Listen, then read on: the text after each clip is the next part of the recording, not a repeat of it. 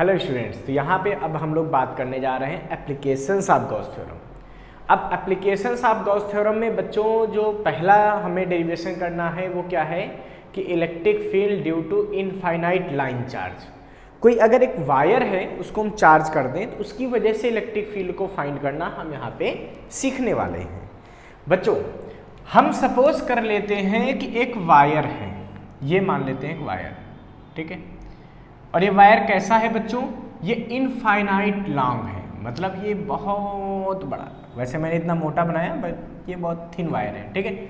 ये इस पे चार्ज दिया गया, ये वायर, ठीक है।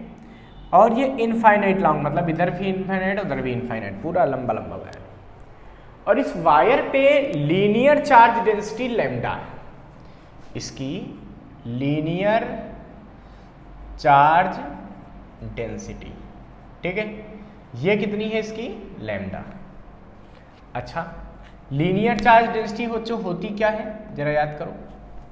तो आपको मैं बता दूं कि अगर किसी वायर पे जब चार्ज देते हैं, जैसे मान लीजिए वायर है, इस पे हमने कुछ चार्ज दिया, अगर इस वायर की लेंथ L है, ठीक है, और इस पे हमने चार्ज बच्चों दिया Q, तो जो लैम्डा होता है लीनियर चार्ज डेंसिटी, ये होता है Q अपान L। लैम्डा बराबर क्या होता है, Q अपान L, ठीक है। ये होती है बच्चों लीनियर चार्ज डेंसिटी। इसको हम ऐसा भी बोलते हैं कि चार्ज एट यूनिट लेंथ। इसको आप ऐसे भी समझ सकते हो, क्या समझ सकते हो, चार्ज एट यूनिट लेंथ। इसलिए इस पर इतनी चर्चा कर ली क्योंकि इसका हमें अभी यूज करना है। और इसकी जो यूनिट है वो बच्चों यूनिट इसकी होती है कूलाम पर मीटर। क्या होती है, कूलाम पर मीटर। Q की कूलाम, L की मीटर, कूलाम पर मीटर, ये इसकी यूनिट होती है। अच्छा, तो हमने एक वायर मान लिया जिसकी लीनियर चार्ज डेंसिटी हमने क्या मान ली बच्चों, लैम्डा मान ली, मतलब इसकी यूनिट लेंथ पे जो चार्ज है वो क्या है, लैम्डा है। अब हम बात करते हैं बच्चों कि हमको इस वायर से स्मॉल r डिस्टेंस पे एक पॉइंट लेना है। इस वायर से कितनी दूर हमने एक पॉइंट लिया बच्चों, स्मॉल r मीटर दूर। देखो ये स्मॉल r मीटर, यहाँ पे हमें इलेक्ट्रिक फील्ड इंटेंसिटी कैलकुलेट करनी है। और कैसे कैलकुलेट करनी है, with the help of Gauss theorem. तो यहाँ हम गॉस थ्योरम का यूज करके इलेक्ट्रिक फील्ड निकालेंगे। अच्छा, तो भाई सबसे पहले बात तो यहाँ पे आती है कि यहाँ जब इलेक्ट्रिक फील्ड निकालनी है तो हमको सोचना क्या पड़ेगा, तो गॉस थ्योरम तो पहले हमको पता होनी चाहिए। गॉस थ्योरम क्या बताती थी, किसी भी क्लोज्ड सरफेस से पास होने वाला नेट फ्लक्स उसमें प्रेजेंट चार्ज का उससे इनक्लोज चार्ज का 1/ε0 टाइम्स होता है। तो गॉस थ्योरम क्या बताती थी कि the net flux enclosed in any closed loop is 1/ε0 times of total charge enclosed in it, ठीक है। किसी भी क्लोज लूप से जो नेट फ्लक्स होता है वो Q/ε0 होता है। बच्चों हमें यहाँ पे इलेक्ट्रिक फील्ड निकालनी है, तो अभी क्या ये क्लोज चार्ज के अंदर है, क्लोज सरफेस के अंदर है ये पॉइंट, नहीं। तो हमारा पहला टारगेट ये होता है कि हम इस P पॉइंट को क्लोज करने की कोशिश करें, ठीक है। अब आपको मैं यहाँ पे बता दूँ कि इस P पॉइंट को क्लोज करने के लिए हम लोग एक इमेजिनरी सरफेस लेट कर लेते हैं। भाई यहाँ ऐसे तो क्लोज हो नहीं रहा, तो हम क्या करेंगे, एक इमेजिनरी सरफेस लेट कर लेंगे, ठीक है। तो ये एक इमेजिनरी सरफेस हम यहाँ पे लेट कर लेंगे, मान लीजिए ऐसा। और इमेजिनरी सरफेस जो बनाते हैं, इस सरफेस को बोलते हैं क्या है, इसको बोलते हैं गॉसियन सरफेस। क्या बोलते हैं, इसको हम लोग बोलते हैं गॉसियन सरफेस। गॉसियन सरफेस एक इमेजिनरी सरफेस होता है, ठीक है। इमेजिनरी हम लोग सपोज करते ना, बट ये ऐसा सरफेस होता है जिसके हर पॉइंट पे इलेक्ट्रिक फील्ड जो होती है वो प्लेन के परपेंडिकुलर, ठीक है। ऐसे मतलब यहाँ पे इलेक्ट्रिक फील्ड इधर इधर इधर इधर इधर इधर सब जगह बाहर की तरफ, ऐसा कुछ अंदर की तरफ भी हो सकती है बट प्लेन के परपेंडिकुलर होनी चाहिए, ठीक है। तो ये गॉसियन सरफेस है। और इसका यूज क्या है, किसी पॉइंट को इनक्लोज करने के लिए, किसी पॉइंट के साथ चार्ज को इनक्लोज करने के लिए हम इस सरफेस को लेट करते हैं। ध्यान रखना, जब गॉस थ्योरम का यूज करना हो तो इस सरफेस को बनाना पड़ता है, बनाते हैं हम लोग, ठीक है। अच्छा, अब हमको क्या करना है बच्चों, इससे पास होने वाला नेट फ्लक्स निकालना है। और वो नेट फ्लक्स किसके बराबर कर देना, Q/ε0। जब हम ऐसा करेंगे तो इसकी इलेक्ट्रिक फील्ड, इस वायर की वजह से यहाँ पे इलेक्ट्रिक फील्ड निकल आएगी। ठीक है, हम सपोज कर लेते हैं कि इस सिलेंडर की जो लेंथ है वो L है। ठीक है, ये L लेंथ है। अच्छा, अब हमको क्या करना है, हमको यहाँ पे गॉस थ्योरम अप्लाई करनी। तो उससे पहले हम क्या करेंगे कि इस P पॉइंट के चारों तरफ एक छोटा सा एरिया सपोज करेंगे dA। तो एरिया कहाँ जाएगा, आउटवर्ड। यहाँ इलेक्ट्रिक फील्ड भी कहाँ होगी, आउटवर्ड। क्यों, क्योंकि प्लस चार्ज की वजह से इलेक्ट्रिक फील्ड आउटवर्ड होती है। अब एरिया इसका क्यों आउटवर्ड गया, सोचो बच्चों। तो सोचने की बात है, सिलेंड्रिकल सरफेस का मतलब क्या है, जैसे ये सरफेस मान लीजिए सिलेंड्रिकल है, ऐसा, इसको बंद कर दें ऐसे। अच्छा, ये सिलेंडर बन गया। अब इस सिलेंडर में अगर आप बेसिक बात करें तो इसका एरिया वेक्टर यहाँ पे क्या होगा बताओ, इधर, यहाँ का एरिया वेक्टर इधर, यहाँ पे एरिया वेक्टर इधर। एक छोटा जो सरफेस माना उसका एरिया वेक्टर कहाँ होगा, आउटवर्ड। तो एरिया वेक्टर हमेशा आउटवर्ड होता है। क्यों, क्योंकि सिलेंडर में दो सरफेस होते हैं, एक होता है कर्व्ड सरफेस ये वाला, एक होता है प्लेन सरफेस ये वाला। तो प्लेन सरफेस ये बने हुए हैं और कर्व्ड सरफेस ये बने हुए हैं। ठीक है, तो इसलिए इसका एरिया वेक्टर इधर। मतलब अगर हमको प्लेन सरफेस पे एरिया वेक्टर लेना होता तो हम क्या लेते, प्लेन सरफेस, ये dA इधर बनता। बट यहाँ पे क्या होता ना, इलेक्ट्रिक फील्ड इधर परपेंडिकुलर बन जाती, और जहाँ पे इलेक्ट्रिक फील्ड एरिया वेक्टर से परपेंडिकुलर हो जाती है वहाँ का फ्लक्स जीरो होता है। इसीलिए जो प्लेन सरफेस है फाई p, यहाँ का जो फ्लक्स होगा वो क्या होगा, E1 डॉट dA। तो E1 यहाँ की इलेक्ट्रिक फील्ड और dA cos 90। तो ये फाई p जो है प्लेन सरफेस का फ्लक्स, ये जीरो हो जाता है। ध्यान रखना कि प्लेन सरफेस से कोई फ्लक्स पास नहीं होगा। तो मतलब हमको बेसिकली यहाँ पे केवल इस सरफेस से पास होने वाले फ्लक्स की बात करनी है। तो यहाँ पे लिखेंगे बच्चों क्या, electric flux passing through small area dA at curved surface. ठीक है, इस कर्व्ड सरफेस के dA से पास होने वाला फ्लक्स निकालेंगे। ये फ्लक्स क्या निकलेगा बच्चों, ये निकलेगा d फाई बराबर E डॉट dA।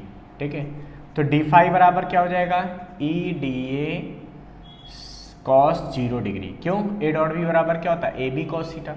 तो E dA cos 0 डिग्री। क्यों, क्योंकि E और dA दोनों एक ही तरफ, जब सेम डायरेक्शन है तो दोनों बीच का एंगल क्या हो गया, 0 डिग्री, इसलिए ऐसा लिया। तो बच्चों d फाई कितना आ जाएगा, यह आ जाएगा E dA।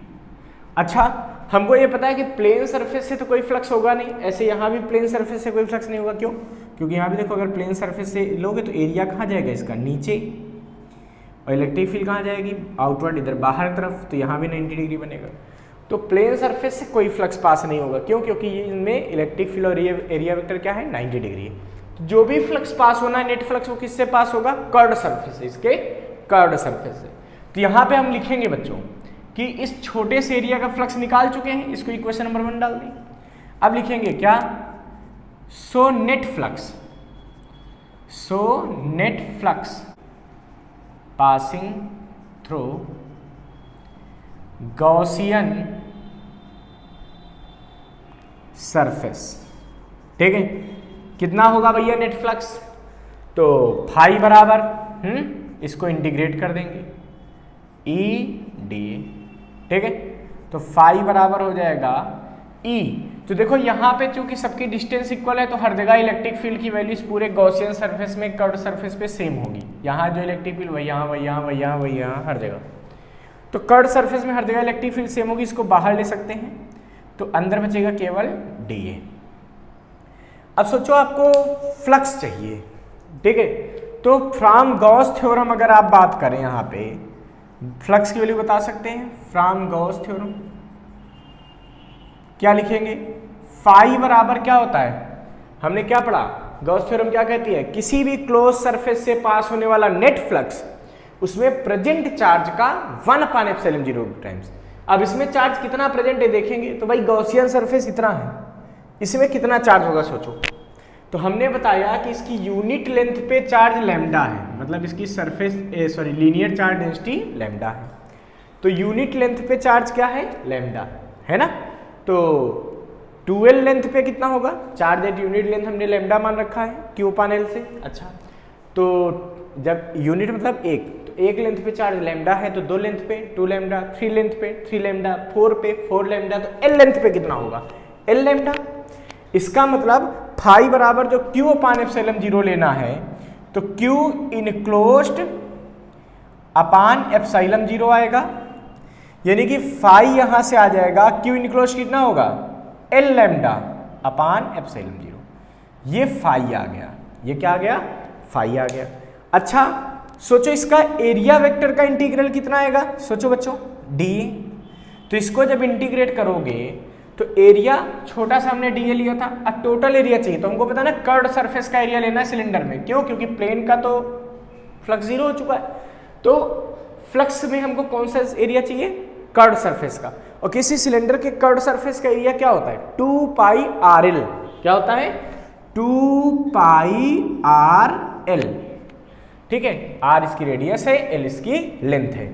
ये दोनों वैल्यू यहां पुट कर देंगे, यानी कि अब क्या आएगा बच्चों बताओ? तो सो फ्रॉम सेकेंड, ये सेकेंड इक्वेशन मान लेते हैं। ठीक है, इसमें रख दो, फाई की जगह क्या रखा? तो फ्रॉम सेकेंड फाई की वैल्यू पहले रखो, क्या आएगा?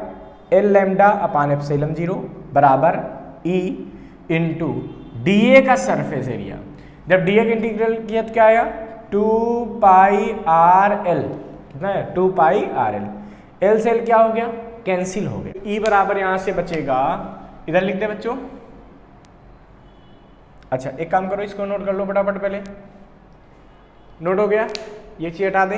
हाँ, तो भाई ये बचेगा E बराबर 1/2πε0 lambda L upon small r। L तो कट गया था, लैम्डा अपान स्मॉल r। ये इलेक्ट्रिक फील्ड इंटेंसिटी आ जाएगी due to I charge straight wire having linear charge density lambda. तो ये आ गया। इसका वेक्टर फॉर्म क्या होगा भाई इस फार्मूले का? वेक्टर फॉर्म क्या होगा? तो इलेक्ट्रिक फील्ड किधर होगी? आउटवर्ड। और इसका जो स्मॉल r वेक्टर है वो भी किधर होगा? आउटवर्ड। इसका मतलब यहाँ पे E बराबर हम ऐसे भी लिख सकते हैं, E वेक्टर बराबर 1/2πε0 लैम्डा अपान r, और r का यूनिट वेक्टर, ये आ जाएगा E। ठीक है, इस तरीके से हम इलेक्ट्रिक फील्ड की वैल्यू को निकाल सकते हैं। ये वेक्टर फॉर्म हो गया। एक बात और देखो बच्चों कि जो E है वो कैसे वेरी करेगा 1/r। ये भी बहुत पूछाता है कि किसी स्ट्रेट वायर की वजह से जो इलेक्ट्रिक फील्ड है वो किस तरीके से स्मॉल r पे डिपेंड करती है। तो हम देख रहे हैं कि E कहाँ डिपेंड कर रहा है? 1/r पे। इसका मतलब यहाँ पे हम ऐसा भी कह सकते हैं E इंटू स्मॉल r बराबर क्या आएगा? सोचो, E इंटू स्मॉल r बराबर क्या आएगा? बताओ, लैम्डा अपान 2πε0। ये चीज कांस्टेंट है फॉर गिवन वायर, और जब ये चीज कांस्टेंट हो गई तो E और R का ग्राफ कैसा हो जाएगा? याद करो, ये xy अब इक्वल टू c के फॉर्म में हो गया। तो इसका मतलब जैसे जैसे स्मॉल r बढ़ेगा वैसे वैसे इलेक्ट्रिक फील्ड घटेगी। तो ये कुछ ऐसे बन जाता है। ठीक है, तो जैसे जैसे डिस्टेंस बढ़ेगी वायर से वैसे वैसे इलेक्ट्रिक फील्ड की वैल्यू कम होगी। मतलब यहाँ इलेक्ट्रिक फील्ड ज़्यादा और कम आगे बढ़ने पर इलेक्ट्रिक फील्ड की वैल्यू लगातार घटती जाएगी। क्यों? R जब बढ़ेगा तो E की वैल्यू घटेगी। ये रेक्टेंगुलर हाइपरबोला बन गया। ये ग्राफ कैसा बोलते हैं इसको? Rectangular hyperbola. ये वेरिएशन हो गया E का स्मॉल r के साथ। ठीक है, इसको फटाफट नोट कर लीजिए।